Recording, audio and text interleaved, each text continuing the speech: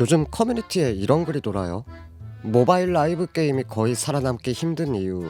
이런 제목의 일본 칼럼인데 게이머들한테 공감대가 생기는지 여기저기 많이 퍼지고 있더라고요. 댓글도 업계가 썩었네, 냉정하지만 맞는 말 이러면서 고개를 끄덕끄덕 하시는 분들이 많던데 저는 이 글이 지금 게임업계의 일반론인 것처럼 퍼지는 게 좀 많이 걱정됩니다. 적어도 제 기준에서는 이 글은 틀린 말이 상당히 많거든요. 물론 공감되는 부분들도 제법 있습니다. 이를테면 망해간다는 걸 알면서도 멈출 수 없는 조직 이야기라든지 점점 비대해지는 게임 스케일, 이 칼럼에서는 리치화라고 표현하는데 그것의 딜레마, 이런 부분들은 분명히 큰 리스크가 맞긴 해요. 그런데 이 칼럼의 문제가 뭐냐면 2020년 이후의 시장 패러다임 변화를 제대로 담아내지 못하고 있다는 겁니다. 과거 실패들의 교훈집으로서는 어느 정도 가치가 있을지 모르겠는데 이 교훈들 또한 이미 유통기한이 지난 내용들이 많습니다. 이 칼럼에서는 크게 4가지 문제점이 계속 느껴지는데요. 첫 번째, 요즘 트렌드에 대한 이해도가 낮아 보입니다. 지금은 2026년이 코앞인데 이 칼럼의 시선은 한 2015년 어딘가에 멈춰있는 느낌이에요. 특히 요즘 게임들의 비즈니스 모델들이 돈은 벌면서도 유저 경험은 최대한 덜 해치려고 얼마나 진화했는지를 잘 모르고 있다는 인상이 두드러집니다. 업계 경력이 20년이라고 하셨는데 그만큼 오래 계셨던 분들이 자주 빠지는 함정이 있어요. 자기들이 잘 나갔던 시절을 표준으로 삼고 그 이후의 변화를 변두리로 취급하는 시선이죠. 이 칼럼도 그런 프레임에 갇혀서 쓰인 글처럼 보입니다. 두 번째, 이 칼럼이 모바일 라이브 게임 자체를 다소 편향된 시선으로 바라보는 것 같다는 점입니다. 모바일 라이브 게임은 싱글 게임들보다 대부분 작고 가볍고 대체로 열등하다, 이렇게 여긴다는 느낌이 글 전반에서 계속 느껴집니다. 세 번째, 이 칼럼은 라이브 게임 제작을 자꾸 기능 측면에서만 설명하려고 합니다. 조직 구조, 작업 공정, 시스템 설계, 이런 공학적인 쪽으로 치우치다 보니까 눈에 안 보이는 자산들의 값어치가 무시됩니다. 기능이나 숫자로는 쉽게 표현하기 힘든 요소들, 이를테면 커뮤니티나 문화, 정서적 연결고리나 애착, 이런 것들이 고려되지 않았다는 거죠. 네 번째, 문제를 진단하는 방향성 자체에 오류가 있습니다. 현대의 라이브 게임들은 장르의 폭도 넓어지고 시장도 다각화됐는데 각각의 특징과 차이를 배려하지 않습니다. 모든 모바일 라이브 게임의 성공 문법과 실패 원인을 하나의 기준으로 일반화시키는 것처럼 읽힙니다. 이런 흐름을 깔고 이번 영상에서는 저 칼럼에서 제가 느낀 점들을 솔직하게 이야기해 보겠습니다. 일단 글 초반에 원신 언급이 나오니까 원신 얘기부터 먼저 해볼까요? 이 칼럼은 원신이 업계에 리치화에 대한 강박관념을 심어놓는 바람에 개발비 평균이 왕창 부풀었고 허들이 높아졌다, 결국 어설픈 퀄리티는 다 죽는 시장이 되었다, 이렇게 얘기하고 있어요. 글쎄요, 이 주장은 앞뒤가 좀 바뀐 것 같습니다. 증상을 원인으로 오인하고 있다는 거예요. 원신이 대박이 나서 너도 나도 원신을 롤모델로 삼으려다 보니까 개발비가 많이 들었던 건데 개발비를 많이 썼기 때문에 원신이 성공한 것처럼 읽히거든요. 이 말대로면 4천억 원 넘게 때려붓고 만들었던 콩코드 같은 게임은 지금 막 1억 장 넘게 팔린 우주 갓게임이 됐겠죠? 그리고 원신이 좀 많이 변태같이 성공한 케이스지 꼭 원신만큼 팔려야 성공은 아니잖아요. 원신 이후에도 유의미한 성공 사례들은 충분히 많이 있었어요. 그중에는 원신이랑 비교도 안 되게 저예산으로 성공시킨 게임들도 꽤 있고요. 예를 하나 들어보죠. 자, 여기 모바일 라이브 게임 하나가 있습니다. 넓게 보면 이 게임도 원신 같은 서브컬처 장르예요. 그런데 이 게임은 개발팀 인원이 한 50-60명 수준밖에 안 되고요. 업데이트도 더럽게 느려서 무슨 메인 스토리가 한 반년에 한 번씩밖에 추가가 안 돼요. 변변한 사업 전담 인원도 없는지 무슨 사료 같은 거 뿌릴 때도 대표가 그냥 즉흥적으로 주고요. 그래픽도 되게 러프합니다. 바라보는 시선에 따라서는 아니 글이다 망 걸 대충 집어넣었나? 이런 느낌이기도 해요. UI도 게임 컨셉에 잡아먹혀서 힙스터 감각으로 만들었는지 뭔가 투박하고 불친절합니다. 자동 전투도 사실상 없는 수준이라 일일 숙제하기도 피곤하고요. 주간 숙제 겸 로그라이크 콘텐츠 하나 말고는 막상 게임에서 할 것도 별로 없어요. 스토리랑 연출은 기가 막히게 잘 뽑기는 하는데 문제는 그걸 담아내는 시스템이 그냥 옛날식 PPT 연출이에요. 글로벌의 서비스는 하는데 더빙도 딱 1개 국어밖에는 지원을 안 하고요. 심지어 대놓고 돈 쓰라고 반쯤 칼 들고 협박하는 과금 유도 이벤트도 한 석 달에 한 번씩 계속 열려요. 그런데 놀랍게도 이 게임은 날이 갈수록 우상향을 거듭해서 2025년 12월 현재는 월간 활성 유저 100만 명을 훌쩍 넘길 정도로 대흥 게임이 됐습니다. 그리고 이 게임 팬덤이 단순히 머릿수만 많은 게 아니라 충성심까지도 콘크리트 수준이라서 과금 유도 이벤트를 하면 유저들이 화내기는커녕 오히려 좋아해요. 난 살다 돈 쓰라는데 좋아하는 게임은 처음 봤어요. 디렉터가 방송에서 우리 돈 더 벌고 싶다, 부와 명예 원한다 이렇게 얘기하는데 유저들이 그걸 보고 어이구 그래 우리가 더 질러줄게 우쭈쭈 막 이럽니다. 네, 프로젝트 문이 만든 림버스 컴퍼니가 그 주인공입니다. 대학 동아리에서 출발했던 회사의 인디 프로젝트에 가까운 게임인데도 한국뿐 아니라 전 세계에 걸쳐서 지금도 떼돈을 벌어들이고 있어요. 림버스 컴퍼니는 원신처럼 빵빵하게 만들어야 된다는 강박을 따르지 않았습니다. 그냥 자기들 방식으로 시장에 진입해서 대체 불가능한 문화권을 만들었죠. 개발비만 따지면 림버스 컴퍼니는 원신의 반만큼도 안 들였을걸요. 림버스 컴퍼니는 돈을 쏟아부은 게 아니라 광기와 철학을 쏟아부어서 차별성을 만들어냈습니다. 돈으로 바른 그래픽은 시간이 지나면 촌스러워질 수도 있지만 독보적인 컨셉이랑 스토리는 시간이 지날수록 자기만의 맛이 깊어지면서 팬덤을 중독시키거든요. 림버스 컴퍼니만 특이 케이스냐? 그것도 아니에요. 예산은 상대적으로 가벼운데 자기 색채가 뚜렷한 서브컬처 게임들이 원신 이후에도 조용히 그리고 단단하게 흥행하고 있거든요. 이를테면 우리 리버스 1999라든지 트리콜 같은 친구들, 이쪽 얘기는 나중에 또 따로 해볼게요.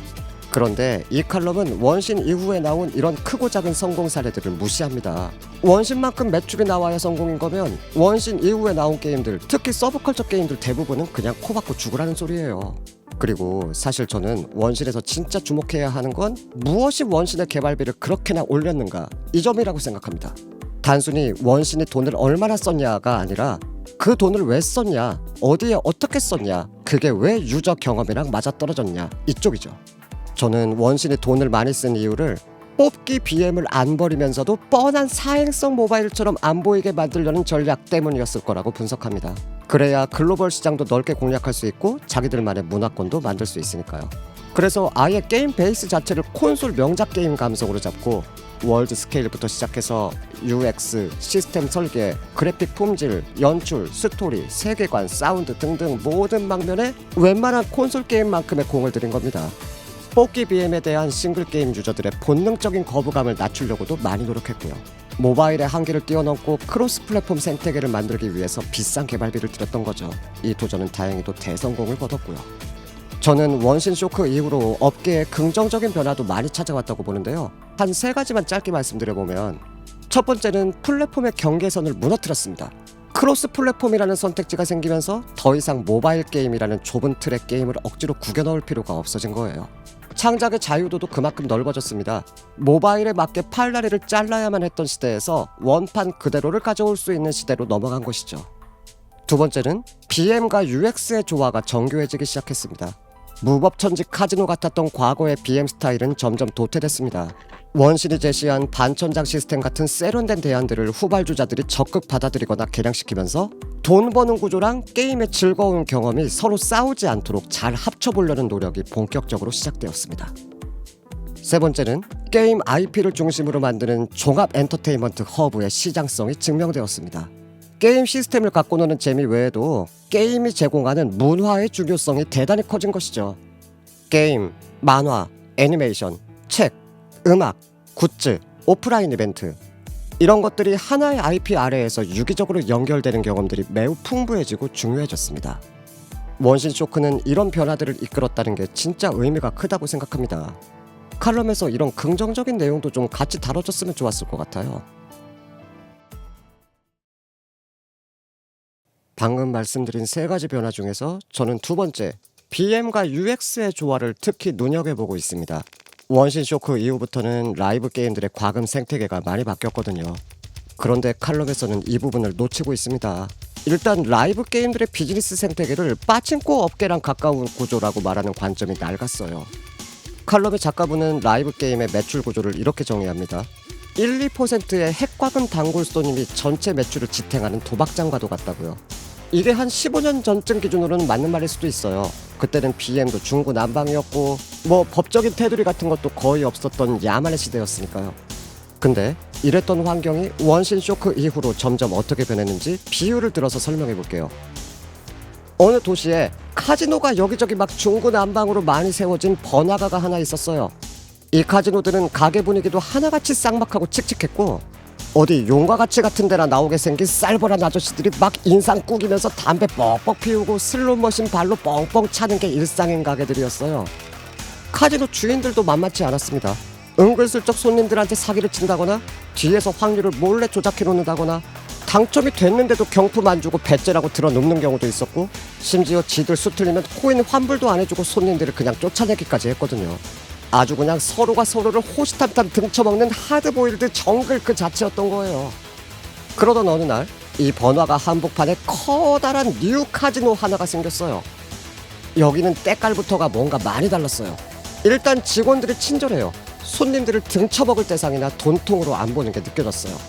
가게 인테리어도 안 어둡고 깔끔하고 담배 쩐내 같은 꿉꿉한 냄새도 안 나고 그냥 편하게 쉴 만한 휴게 공간이나 볼거리, 놀거리들도 많이 만들어놨어요. 그리고 이 카지노는 당첨 확률이랑 운영 정책 같은 걸 손님들한테 하나하나 투명하게 공지를 다 해주는데 그걸 또 하나도 안 어기고 FM대로 다 지켰어요. 처음에는 손님들이 뉴 카지노에도 그냥 돈이나 따려고 담배 물고 왔어요. 늘 그랬던 것처럼. 그런데 점점 뉴 카지노의 분위기 자체가 좋아서 담배 끄고 머무르는 사람들이 생기기 시작합니다. 뉴 카지노도 이 사람들을 대상으로 월간 회원권 같은 걸 팔았는데 이걸 사면 와인바 딸린 라운지도 이용할 수 있게 해주고 디너쇼 티켓 같은 것도 한두 장씩 서비스로 찔러주고 직원들이 종종 감사 편지 같은 것도 써주고 그래요. 가격도 1, 2만원 선이라 크게 부담도 안 가는데 매일 한 번씩 출석 도장 찍을 때마다 무료 코인을 조금씩 줘요. 근데 이 코인을 한 90개쯤 모아오면 가게 직원들 중에서 마음에 드는 사람을 한 명 지명해서 식사 데이트권 뽑기를 시켜준대요. 당첨 확률이 50%긴 한데 만약 이번에 꽝이 나왔어도 코인 90개를 더 모아오면 다음 뽑기 때는 100% 식사 데이트권에 당첨을 시켜준대요. 게다가 이 직원들이 막 엄청 어흐 막 이런 애들만 있는 게 아니에요.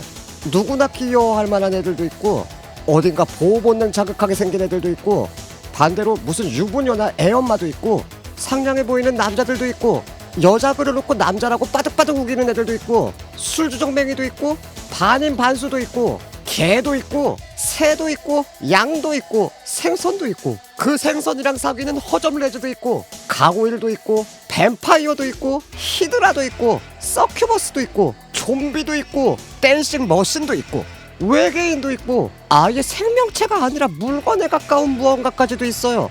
남녀노소 무슨 취향이든 다 만족이 되는 거예요. 결국 뉴 카지노는 날이 갈수록 손님도 늘어나고 분위기도 밝아집니다. 그냥 회원권 끊고 가볍게 놀러오는 사람들이 특히 많아졌고 친구, 연인, 가족들 손 붙들고 오는 사람들도 적지 않게 생겼어요. 그러자 자기들 손님 다 뺏기게 생긴 주변 카지노들이 부랴부랴 뉴 카지노를 막 벤치마킹하기 시작해요. 확률이나 시스템도 투명하고 합리적인 척하려고 노력이라도 하고 어떻게든 가게 분위기도 좀 밝게 바꾸고 직원들 서비스 교육도 시키고 담배 냄새도 좀 빼고 인테리어도 갈아엎고 하면서 그냥 편하게 놀러오고 싶도록 만들려고 해요. 그러면서 장기 혜택을 보장하는 회원권이나 정기권 같은 것도 다들 팔기 시작했고 그게 반복되면서 업계 전체의 사회적인 분위기가 점점 밝아지다가 2025년 12월이 된 거예요. 물론 아니 그래봤자 뽑기 들어가면 결국 도박 아니냐 하시는 분들 계실 거예요. 하지만 소비자들이 이걸 받아들이는 감각이 변했습니다. 예전에는 밑도 끝도 없이 돈만 꼬라박을 수도 있는 야생의 도박장에 가까웠지만 지금은 슬롯머신 한두 대쯤 붙어있는 멀티플렉스 테마파크로 바뀌고 있다는 거예요. 이렇게 말씀드리니까 원신 전후의 업계 분위기 변화가 좀 와닿으시나요? 원신 쇼크는 카지노에 돈 따러 오는 사람들뿐 아니라 카지노 가게를 덕질하고 카지노 직원들이랑 놀고 싶어서 찾아오는 사람들을 만들어냈습니다.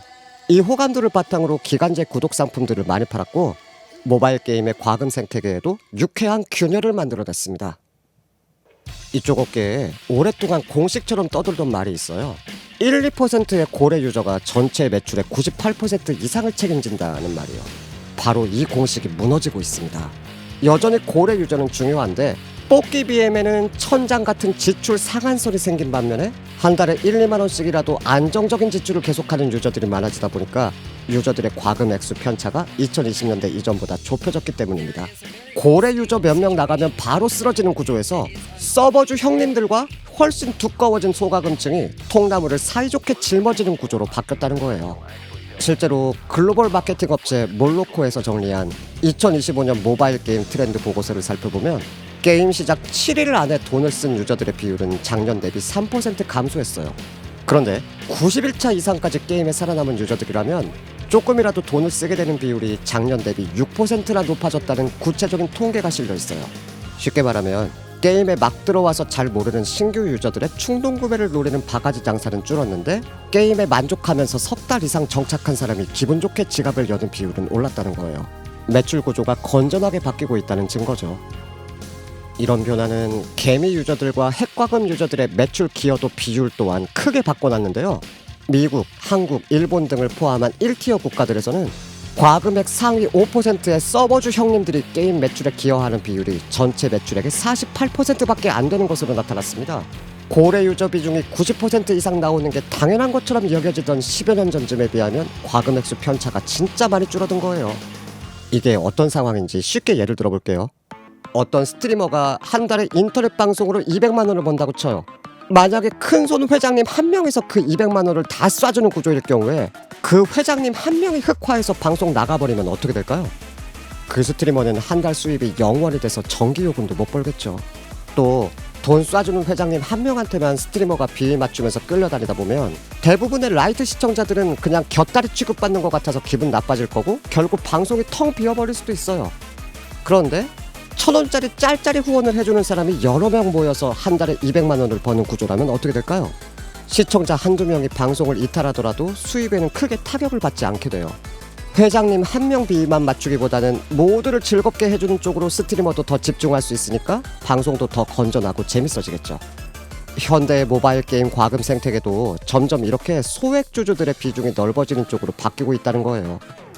물론 이 통계는 조사 대상을 어디서부터 어디까지 놓느냐에 따라서 숫자가 좀 고무줄처럼 왔다 갔다 할 수는 있습니다. 그리고 게임 장르에 따라서도 차이가 심하긴 할 거고요. 예를 들어서 리니지 라이크 장르나 라스트 워처럼 아예 과금으로 경쟁을 붙이는 게임들 쪽으로 가면 서버주 형님들의 전체 매출 기여도가 훨씬 올라가겠죠? 반면 하이퍼 캐주얼 게임이나 매치3 퍼즐 게임처럼 가벼운 장르로 가면 정반대가 나올 거예요.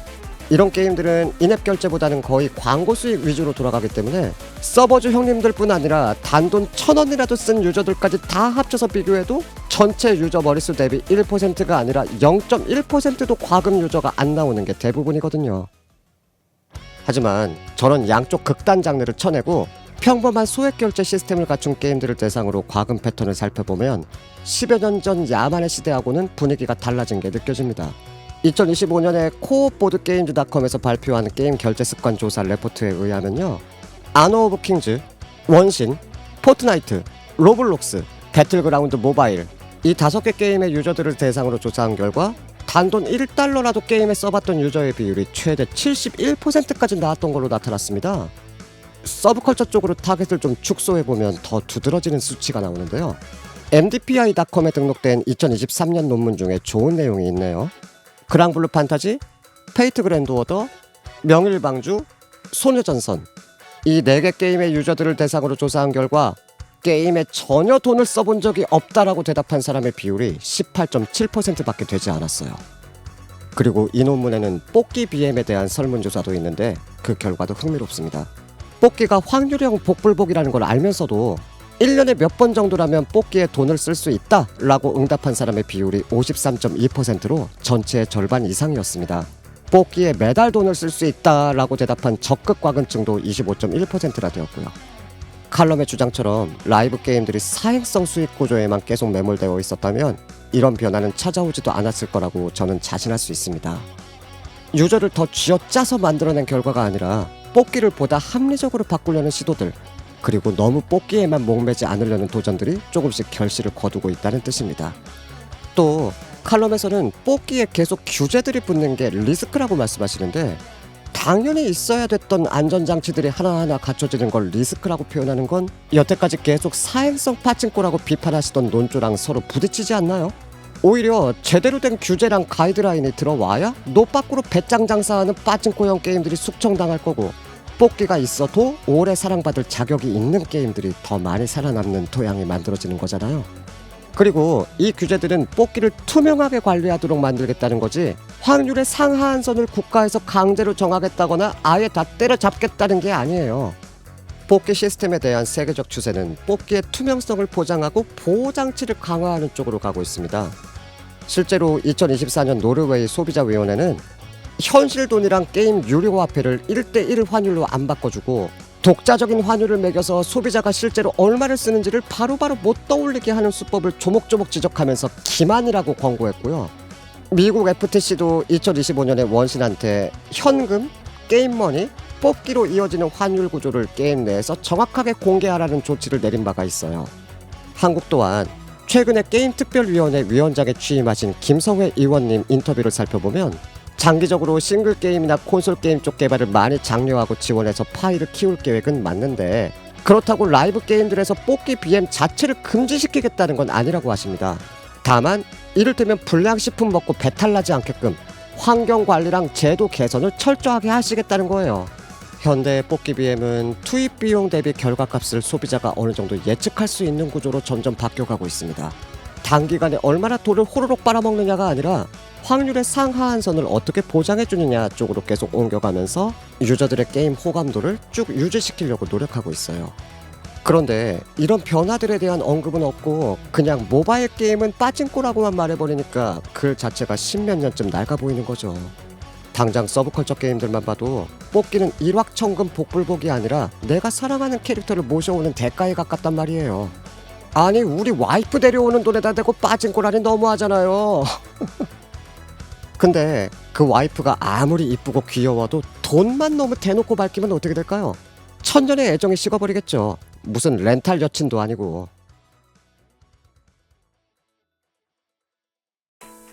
이쯤에서 여러분께 제가 궁금한 게 하나 있습니다. 여러분 폰이나 PC에 라이브 게임이 딱 하나만 깔려있고 진짜 오직 그거 하나만 하시는 분 계세요? 뭐 계시기야 하겠지만 비율이 많을 것 같지는 않아요. 헤비한 플레이를 강요하는 일부 예외들을 빼면 요즘은 게임 한 3개쯤 동시에 돌리는 건 큰 부담이 없어졌거든요. 롤토체스 켜서 상대방 부모님 안부 좀 걱정해드리다가 밥 먹으면서 블루 아카이브 켜서 전술대회 티켓 털고 자기 전에는 트리퀄 켜서 폴타고 한 번씩 땡기고 뭐 이런 식인 거죠. 크로스 플랫폼이 보편화되면서 PC 클라 지원하는 게임들은 멀티 돌리기도 편해졌고요. 근데 이 칼럼은 각종 매몰 비용들을 예시로 들면서 유저들의 플레이 루틴을 시간과 돈의 죄수가 되는 거라고 비유합니다. 저는 이 비유가 계속 걸렸어요. 자기가 원해서 자발적으로 남고 싶어서 게임에 머무르는 사람들의 마음을 놓치고 있거든요.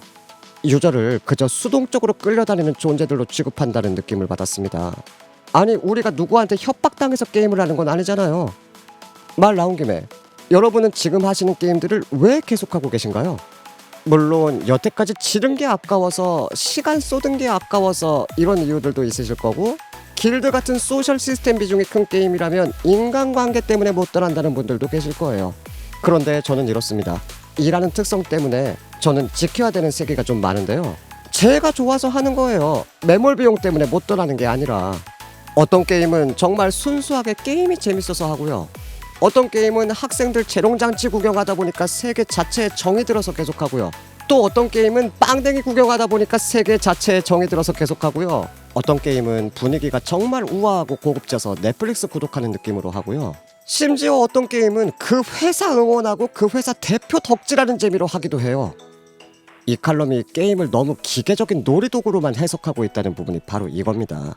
이런 커뮤니티나 팬심, 문화, 소속감 같은 무형 자산들의 가치를 들여다보지 않아요. 그 게임의 정서를 좋아하는 유저들의 능동적인 사랑을 설명하지를 못해요. 솔직히 블루 아카이브가 순수 게임성이 재밌어서 흥했다고 자신있게 말할 수 있는 분 많이 안 계실걸요. 일단 나부터. 아니 미친 왜 여고생이 복면을 쓰고 은행을 털어?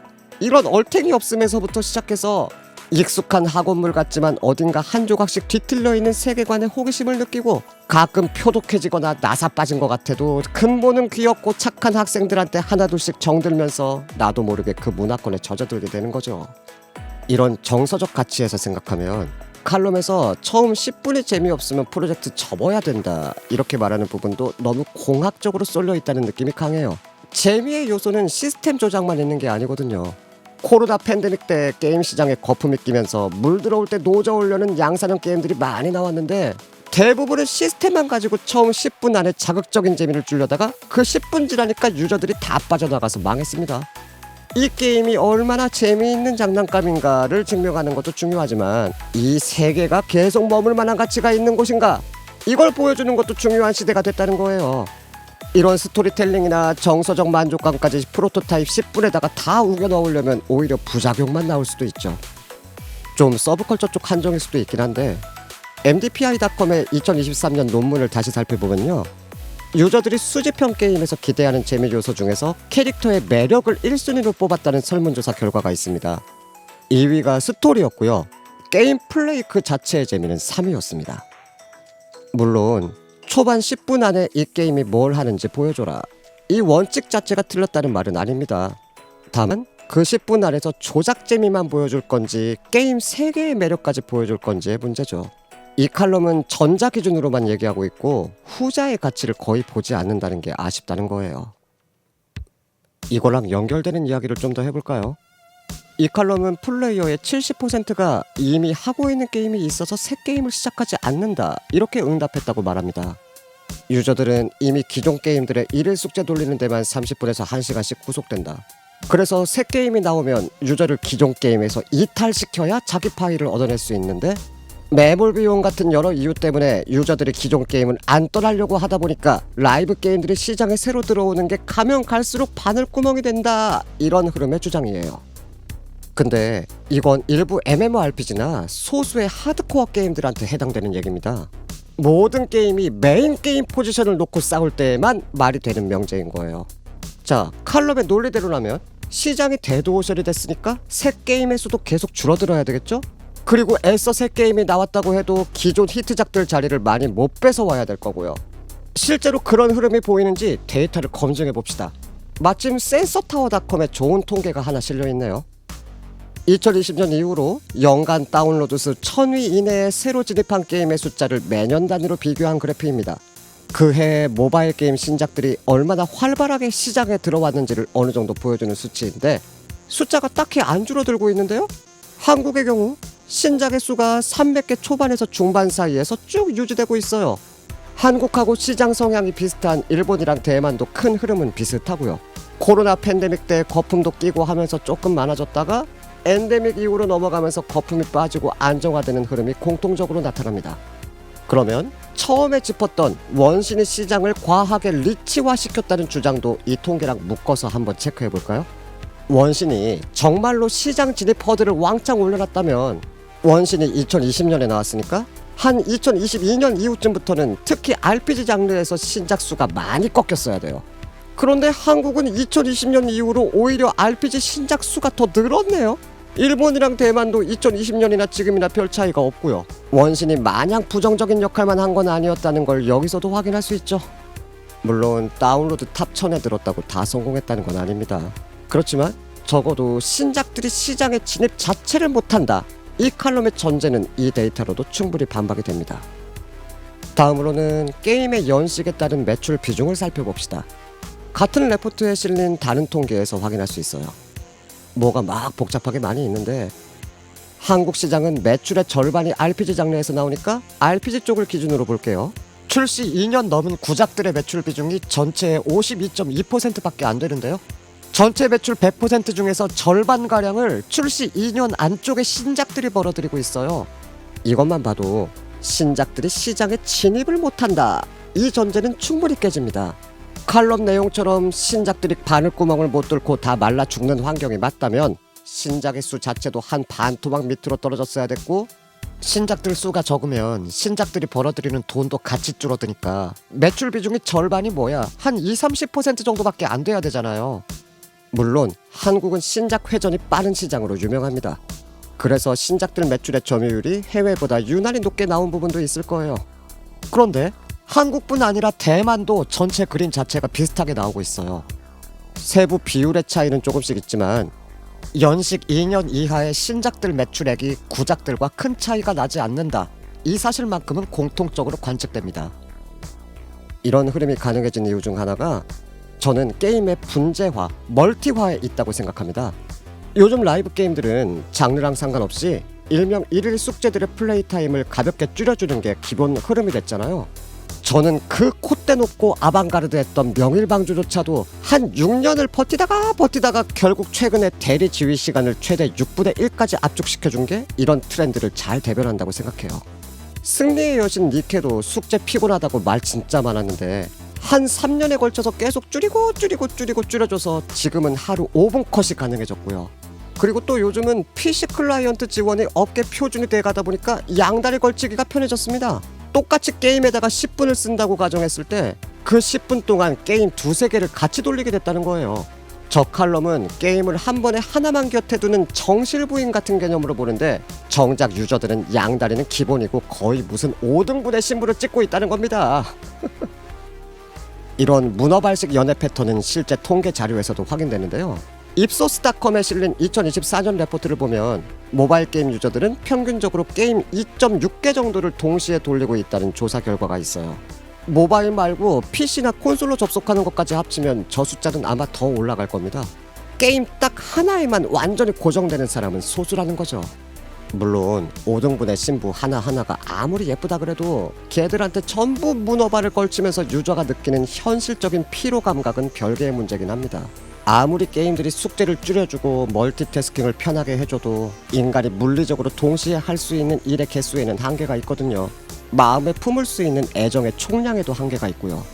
하지만 그렇다고 유저가 새 게임을 아예 원하지 않을까요? 그게 아니었다는 건 앞에 보여드린 통계들에서 충분히 입증이 됐잖아요. 칼럼에 적힌 기존 게임들에 묶여서 새로운 게임을 원하지 않는다, 이 이야기는 유저의 감정적인 번잡스러움을 과대 해석해서 이미 데이터를 통해서 증명된 객관적 패턴까지 부정한 거라고 봅니다.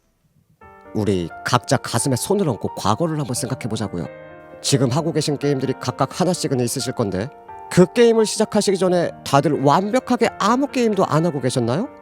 그리고 만약 지금 하시는 게임이 정말로 처음이셨다면 그 게임을 시작하시기 전에는 다른 취미도 하나도 없으셨어요? 저를 예로 들어보면요, 저는 지금 블루 아카이브를 즐겁게 하고 있지만 블루 아카이브를 시작하기 전에는 우마무스메 트레이너였어요.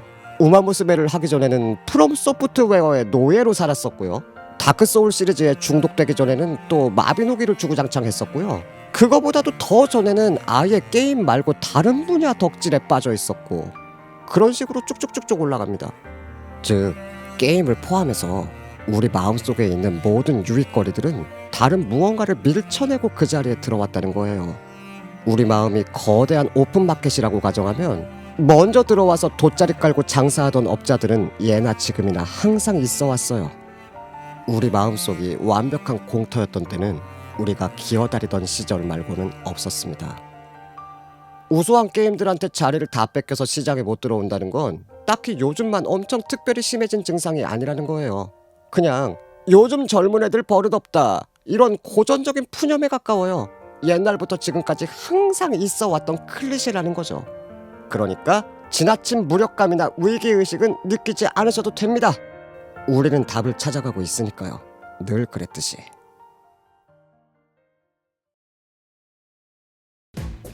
어느 업계든 혁신은 필요합니다. 혁신이 없으면 늘 하던 것만 하게 되거든요. 그러면 상품을 만드는 사람들도 보람을 못 느끼고 상품을 소비하는 사람들도 점점 질려갈 거예요. 아무리 제육볶음이 한국인들의 소울푸드라 그래도 1년 내내 삼시세끼 제육볶음만 먹으라고 하면 야이씨 돼지한테 미안하지도 않냐, 이런 소리 나올걸요. 게임도 그런 거죠. 크든 작든 뭔가 새로운 걸 해보려는 시도는 대부분 존중받을 가치가 있다고 생각합니다. 때로는 결과가 안 좋거나 욕만 잔뜩 먹을 수도 있겠지만 설령 욕 먹고 끝났다고 해도 이쪽 방향으로 갔더니 총 맞아 죽는구나, 다음에는 이쪽으로 가지 말아야지, 이런 레퍼런스랑 교훈이 생기는 거잖아요. 제가 게임 업계에서 정말 크게 감탄했던 혁신이 두 가지 있어요. 싱글 게임에서 하나, 라이브 게임에서 하나입니다. 일단 싱글 게임 사례부터 짚어보자면 세가의 액션 게임이었던 용과 같이 시리즈가 6에서 7로 넘어가면서 턴제 RPG로 장르를 완전히 바꿔버렸던 걸 꼭 말씀드리고 싶어요. 시스템 갈아엎고 찍은 예고 영상이 하필 4월 1일 만우절에 올라오는 바람에 처음에는 사람들이 그냥 장난인 줄 알고 피식피식 웃고 말았어요. 그런데 진짜로 원래 액션 게임이었던 걸 턴제 RPG로 바꿔서 끝까지 개발을 하고 출시까지 해버린 거예요. 스피노프도 아니고 정식 넘버링 신작으로요. 어찌 보면 이건 멀쩡한 프랜차이즈 하나를 한 방에 침몰시킬 수도 있는 도박이었는데 시간이 많이 흐른 지금은 용과 같이 IP의 수명을 늘려준 신의 한 수였다고 평가받고 있습니다. 왜냐면 과거의 용과 같이 시리즈는 뭘 해도 결국은 칙칙한 조폭 미화물 이 한계 바깥으로 벗어나기 어려웠거든요. 과거 주인공이었던 키리우 카즈마 본인이 야쿠자 출신이라서 얘한테 무슨 플롯을 물려줘도 결국은 야쿠자 이야기로 다 매몰되는 경우가 많았어요. 그리고 장르가 액션이라서 유저가 조종하는 캐릭터도 한 명이다 보니 유저는 시선의 대부분을 야쿠자 출신 키류한테 몰아주게 되는데요. 일본 사회가 야쿠자 출신 사람들을 바라보는 감정이 가면 갈수록 차가워지다 보니까 용과 같이 프랜차이즈는 미래를 위해서라도 이 기승전 야쿠자의 수렁에서 반드시 빠져나와야만 했습니다. 이 난관을 극복하는 방법으로 용과 같이 스튜디오는 주연들의 다각화를 통한 정서의 혁신을 선택했습니다.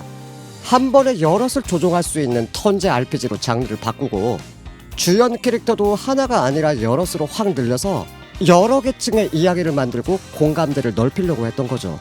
감성을 혁신하기 위한 도구로 장르의 교체를 선택한 겁니다.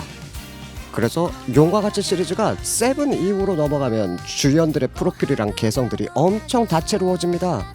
물론 야쿠자 출신이라든가 물장사 하던 언니라든가 이런 뒷세계 인물들도 여전히 있기는 있는데 그냥 평범한 퇴직 공무원 할아저씨라든가 관광지에서 손님들한테 바가지나 씌우는 소시민 택시기사라든가 간호사로 일하다가 잘린 노숙자 이런 보통 사람들도 함께 섞여 있고요.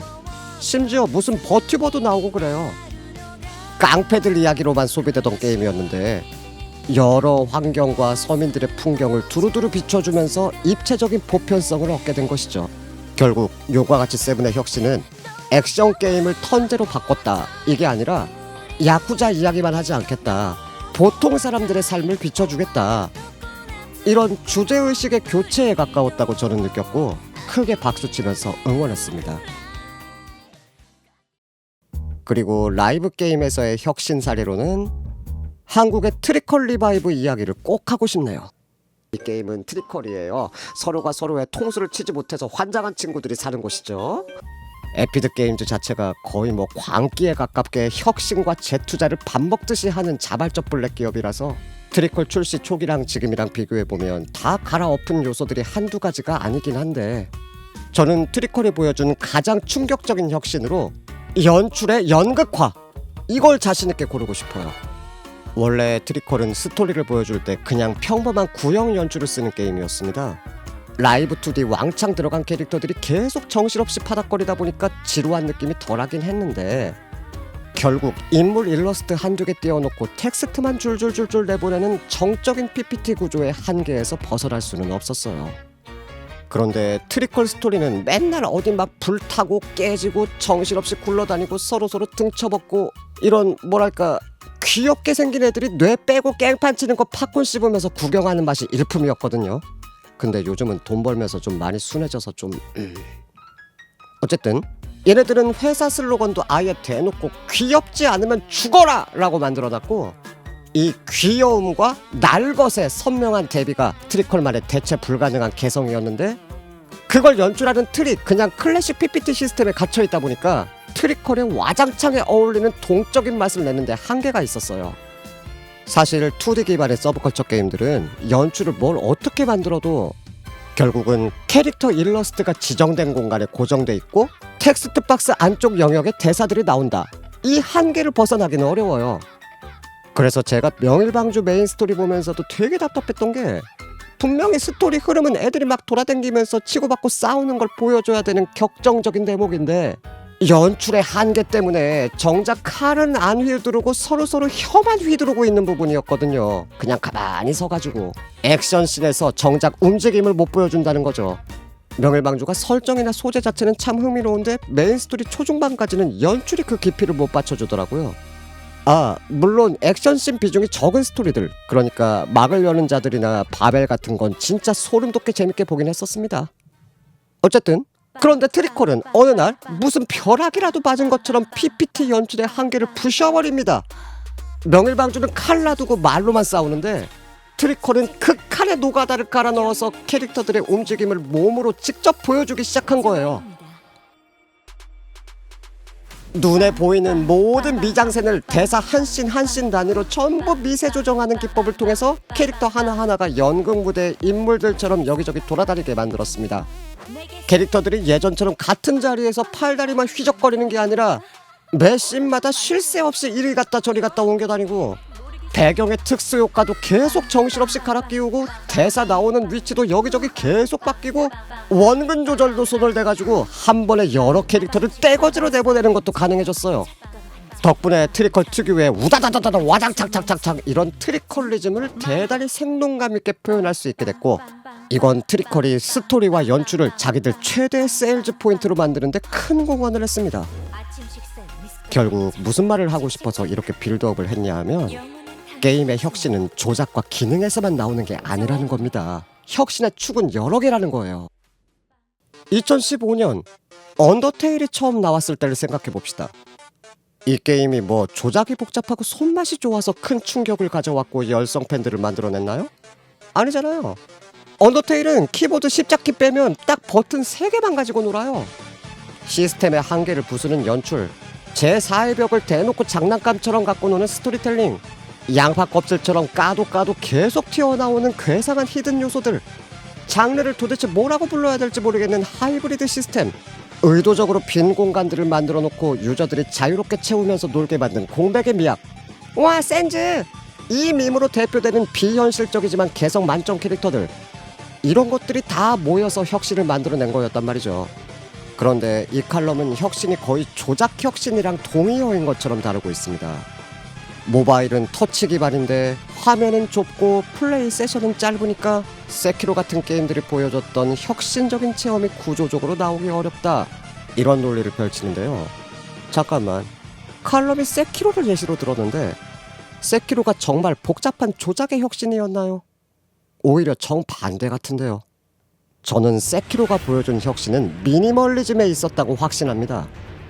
세키로의 전투 메커니즘은 공격, 방어 겸 패리, 가끔 점프, 이 3가지만 잘 써도 최종 보스까지 다 때려잡을 수 있게끔 압축되어 있습니다.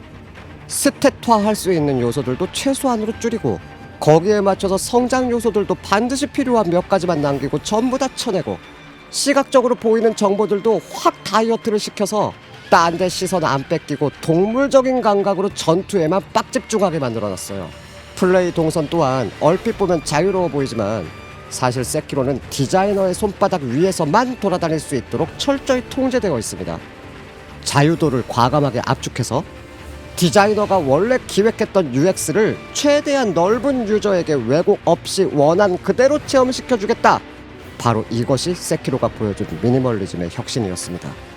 심지어 이건 프롬 소프트웨어의 대표 IP인 다크소울 시리즈랑 엘든링이 시스템도 조작도 점점 복잡해지는 것과는 정반대의 행보였습니다. 그럼에도 불구하고 세키로는 1000만 장을 넘게 팔았고 고티까지 받는 명작이 되었죠. 그리고 앞서 말씀드린 용과 같이 세븐 또한 조작을 단순화했는데 오히려 혁신이 일어났습니다. 심지어 트리컬은 연출의 문법을 갈아엎어서 혁신을 만든 거지 조작은 아예 건드리지도 않았어요. 조작은 그대로이거나 혹은 더 단순해졌는데 체험의 결은 완전히 달라졌다. 저는 이게 혁신의 축은 여러 개라는 걸 증명하는 좋은 예시들이라고 생각합니다. 혁신의 축에는 시스템이나 조작의 변화도 있겠지만 스토리텔링도 있고 연출도 있고 정교한 유저 경험도 있고 커뮤니티나 문화를 만들어가는 방식도 있을 수 있고 심지어 BM도 있을 수 있어요. 그리고 이건 좀 더 근본적인 얘긴데요. 이 칼럼 전반에서 계속 느껴지는 게 있어요. 싱글 게임, 콘솔 게임, 패키지 게임, 이런 게 진짜 게임이고 모바일 라이브 게임은 그보다 한 수 아래 무언가로 생각하는 것 같은 위계의식이요. 일단 플랫폼 측면부터 보면 이제는 굳이 모바일 게임의 경계를 따로 찢어서 분류하는 게 크게 의미가 있나 싶습니다. 하이퍼 캐주얼 같은 가벼운 장르들 빼면 크로스 플랫폼이 점점 기본 소양이 되어가고 있거든요. 원시를 뭘로 정의해야 되나요? 모바일 게임? PC 게임? 아니면 콘솔 게임? 셋 다 맞잖아요. 세 군데에서 다 서비스하니까. 심지어 듀엣나이트 어비스는 모바일에서도 실행이 되기는 되는데 PC 환경이 더 쾌적하니까 그냥 PC에서 돌리는 게 훨씬 나아요. 모바일 게임은 이래서 안 된다, 콘솔 게임은 저래서 좋다, 이런 구분이 점점 구시대의 흔적으로 밀려나고 있다는 거예요. 그리고 서비스 방식 측면에서도 싱글 게임과 라이브 게임은 상하 관계가 아닙니다. 서로 독립적인 영역에 있고 유저 경험의 결도 달라요. 싱글 게임은 영화나 소설처럼 완결된 경험을 주는데 라이브 게임은 장기 연재 드라마처럼 계속 펼쳐지는 세계를 주잖아요. 물론 서로 어느 정도 교집합도 있지만 서로가 쉽게 못 채워주는 고유의 영역들을 각각 가지고 있다는 겁니다. 싱글 게임 쪽이 우월한 부분들도 물론 많죠. 끝내면 안 된다. 이 강박에서 자유로울 수 있으니까. 유저 경험의 기승전결을 깔끔하게 설계할 수 있다는 게 진짜 큰 장점이긴 해요. 온갖 고난을 뚫고 끝을 봤을 때 강렬한 카타르시스는 결말이 확실하기 때문에 찾아오는 성취감이니까요. 그런데 라이브 게임이 훨씬 잘하는 영역도 많습니다. 스토리, 이벤트, 굿즈, 캐릭터, 라이브 방송 뭐 이런 것들이 계속 돌아가면서 새로 들어오고 내가 좋아하는 세계를 365일 내내 다방면으로 채워주잖아요.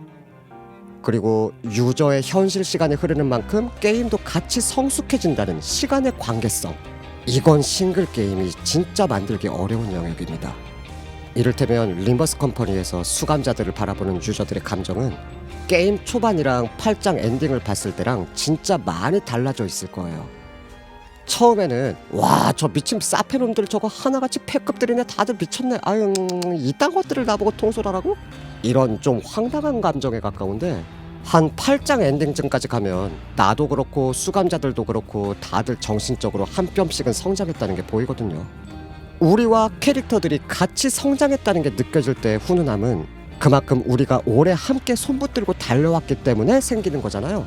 싱글 게임은 깔끔한 완결이 있는 대신 이렇게 같이 시간을 보내고 같이 늙어간다, 이런 유대감을 주기는 어려워요. 혁신은 그릇의 크기나 모양에 종속되는 게 아니라고 생각합니다. 그릇마다 각자 어울리는 방식의 혁신이 있고 그걸 해내는 게임이 모바일에도 있고 라이브에도 있고 콘솔에도 있고 그런 겁니다. 제가 혁신의 예시를 굳이 콘솔 쪽에서 하나, 모바일 라이브 쪽에서 하나씩 쌍으로 들고 온 이유도 바로 그거예요. 모바일이라서 혁신이 안 된다는 건 낡은 핑계에 가깝다는 이야기를 하기 위해서였습니다.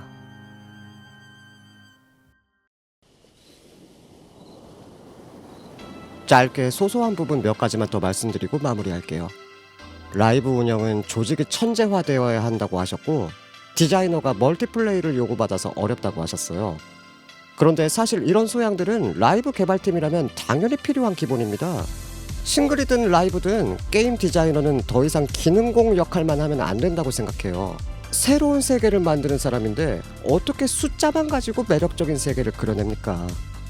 개발자들한테 요구되는 전문성의 평균이 옛날보다 높아진 건 맞지만 한국의 경우는 게임 산업이 체계화되고 조직화되면서 여기에 맞춘 교육 시스템도 함께 갖춰지고 있습니다.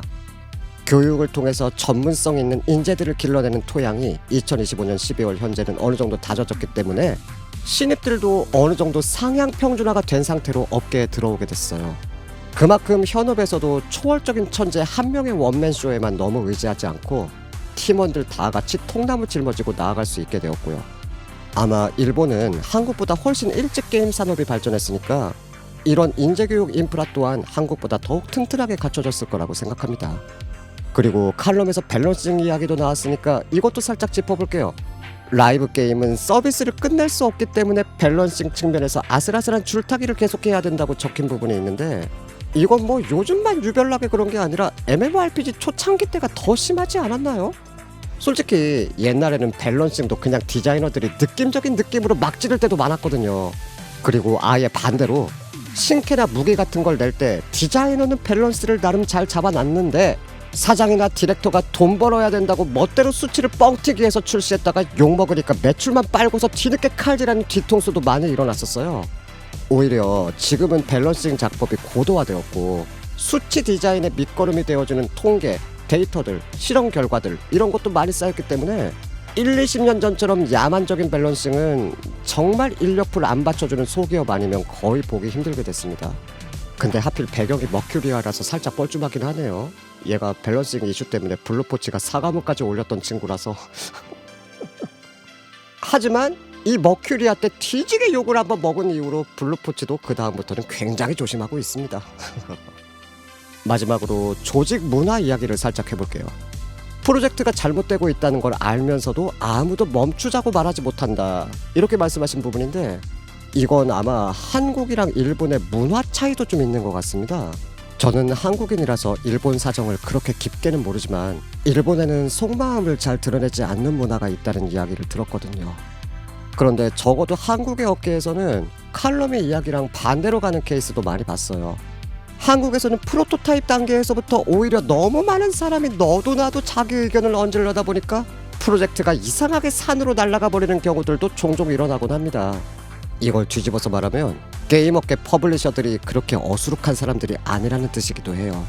세부 계약 내용마다 차이가 있겠지만 보통 자기 주머니에서 돈이 계속 나가는 퍼블리셔들은 그 돈 타서 쓰는 개발사들보다 더욱 손해에 민감하거든요.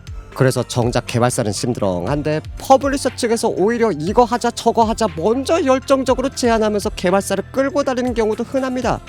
만약 프로젝트의 방향성이 명백히 이상하게 빠그러지고 있다면 퍼블리셔가 강력히 개입해서 대대적인 수정을 요구하거나 아예 개발을 홀딩시키기도 하고요. 저는 그 과정에서 회사 대 회사의 갈등이 격화돼서 프로젝트가 엎어지거나 라이브 서비스 자체가 터져버리거나 심지어는 소송전으로까지 이어지는 경우도 봤을 정도예요. 그게 다 투자자들이 지식 없이 돈만 되는 사람들은 아니라는 증거이기도 하고요. 실제로 저는 오히려 퍼블리셔들이 개발팀보다 게임 이해도가 높은 경우도 꽤 봤습니다. 이걸 게이머들이 쉽게 체험할 만한 사례도 최근에 묵직한 게 하나 있었어요. 2025년 10월 말에 출시돼서 여러 부정적인 이슈를 남긴 카오스 제로 나이트메어가 대표적이에요. 이 게임은 디렉터가 더럽게 무능해서 BM도 자기가 직접 못 짜고 퍼블리셔 쪽에 크게 의존했다는 걸 디렉터가 자기 입으로 인정하는 바람에 커뮤니티에서 아주 난리가 났던 적이 있었거든요. 근데 여기서 주목해야 될 건 퍼블리셔가 디렉터 대신 BM 구조까지 설계하는 역량이 있었다는 점입니다. 아무리 디렉터가 무능하다고 해도 투자자가 개발사에게 합리적인 제안을 하려면 투자자 본인들도 다방면으로 스킬업이 돼 있어야 이빨이 박힐 거잖아요. 그래서 좀 안정감 있게 굴러가는 퍼블리셔들은 PM을 되게 까다롭게 뽑습니다. 스케줄링 능력이야 기본 중에 기본이고 인간성, 화술, 호감도, 인기응변 능력 이런 것들도 꼼꼼하게 보는데 넓은 분야의 경험이랑 실무 지식까지도 다 요구를 해요. 왜냐면 남한테 일을 시키려면 자기들 돈 받고 일해주는 사람들의 업무 공정을 이해하고 있어야 말이 되는 스케줄을 짤 수가 있고 실제로 업무를 받는 사람들의 감정을 이해하고 있어야 같은 업무 요청도 더 설득력 있게 제안할 수 있으니까요. 이런 지역적인 부분들까지 짚어보면 칼럼이 주장하는 내용들 중에서 업계 전체에 그냥 일반화시키면 안 되는 게 꽤 있었다는 게 느껴지실 거예요.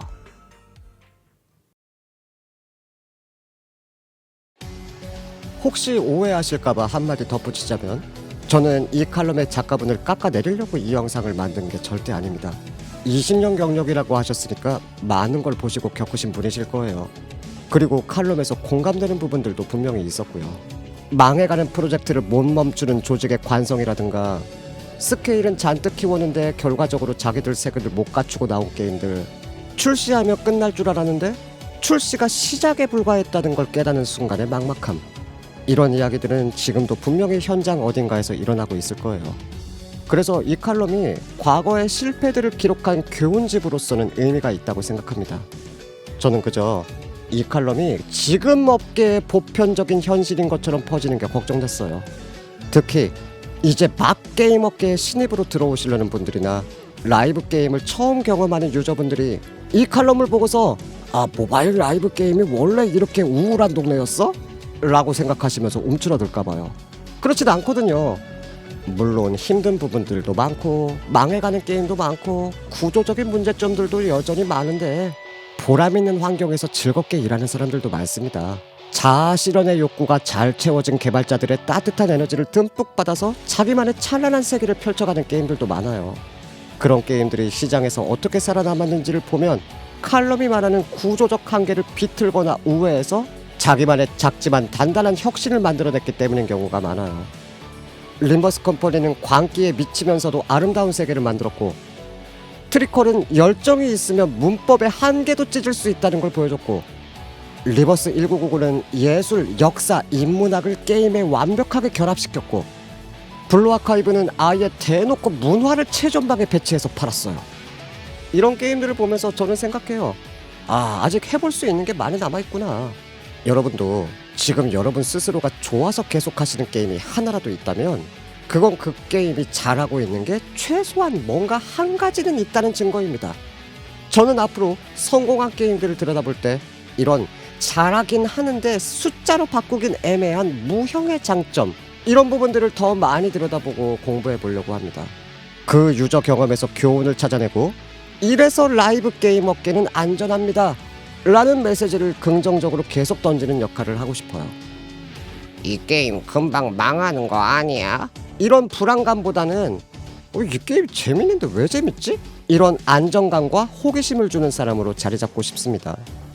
이렇게 깊은 생각을 할 계기를 만들어주신 칼럼 작가님께 깊이 감사드립니다. 칼럼과 영상에 대한 여러분의 의견도 댓글로 많이 남겨주세요. 나중에라도 알고리즘이 잘 닿아서 혹시라도 이 칼럼 작가님이 이 영상이랑 댓글들을 보실 기회가 온다면 정말 영광일 것 같거든요. 이런 다양한 관점들도 있다는 게 전해지면 흥미로운 토론 소재들이 또 나올 수 있을 것 같고요. 이 영상과 이 이야기가 일본의 작가님께도 닿을 수 있도록 구독, 좋아요, 하이프 부탁드리면서 마무리할게요. 긴 시간 시청해주셔서 고맙습니다.